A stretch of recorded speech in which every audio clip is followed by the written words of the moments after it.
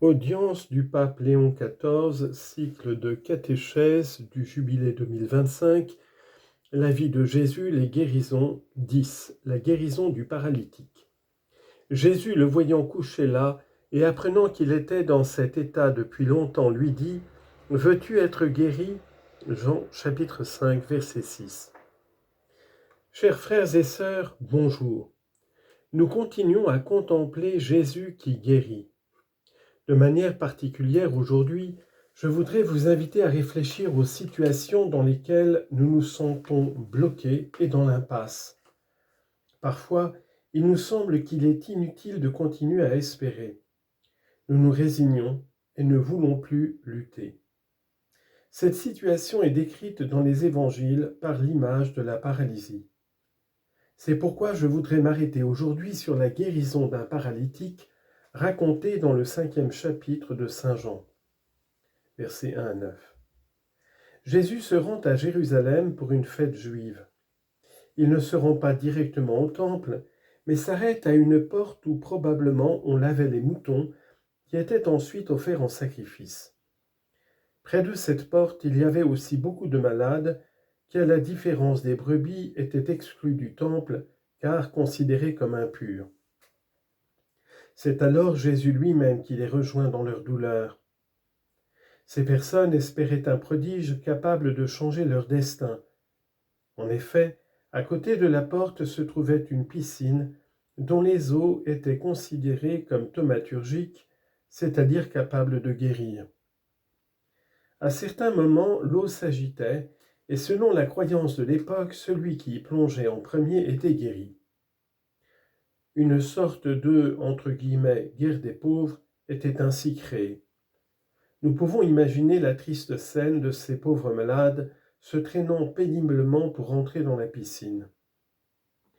Cette piscine s'appelait Betzata, ce qui signifie « maison de la miséricorde ». Elle pourrait être une image de l'Église où les malades et les pauvres se rassemblent et où le Seigneur vient pour guérir et redonner l'espérance. Jésus s'adresse spécifiquement à un homme paralysé depuis 38 ans. Il est maintenant résigné parce qu'il ne parvient jamais à s'immerger dans la piscine lorsque l'eau s'agite. En effet, ce qui nous paralyse bien souvent, c'est précisément la déception. Nous nous sentons découragés et risquons de tomber dans l'apathie. Jésus fait à ce paralytique une demande qui peut sembler superflue. « Veux-tu être guéri ?» C'est au contraire une demande nécessaire, car lorsqu'on est bloqué depuis tant d'années, même la volonté de guérir peut faire défaut.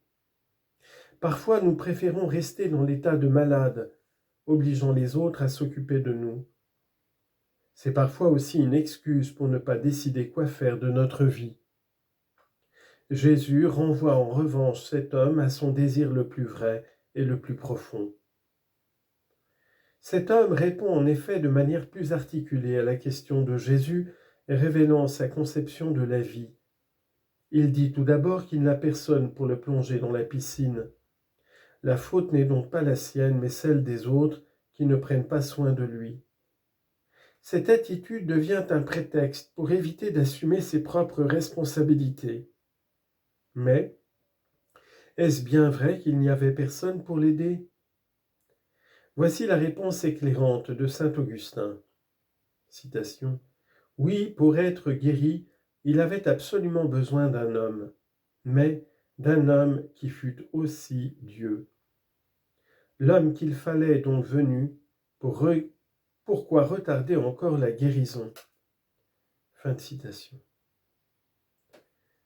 Le paralytique ajoute ensuite que lorsqu'il essaie de plonger dans la piscine, il y a toujours quelqu'un qui arrive avant lui. Cet homme exprime une vision fataliste de la vie. Nous pensons que les choses nous arrivent parce que nous n'avons pas de chance, parce que le destin est contre nous. Cet homme est découragé, il se sent vaincu dans le combat de la vie.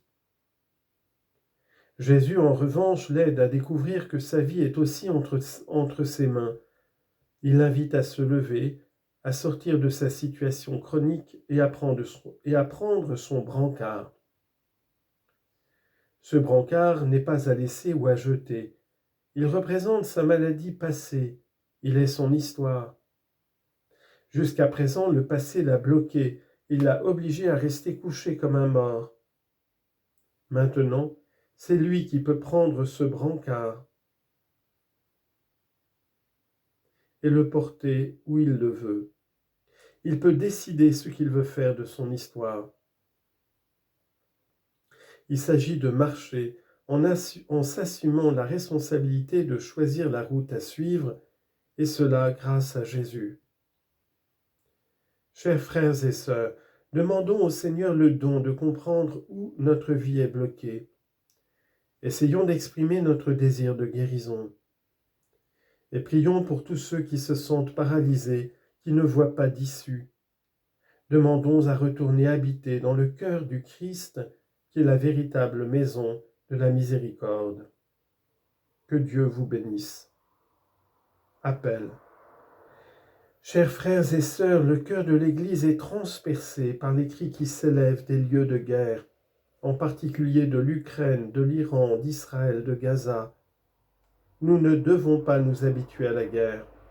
Au contraire, nous devons rejeter comme une tentation la fascination pour les armes puissantes et sophistiquées.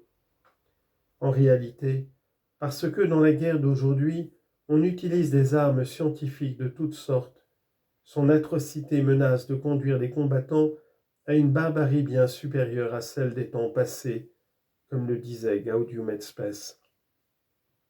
C'est pourquoi, au nom de la dignité humaine et du droit international, je répète aux responsables ce que disait le pape François, la guerre est toujours une défaite.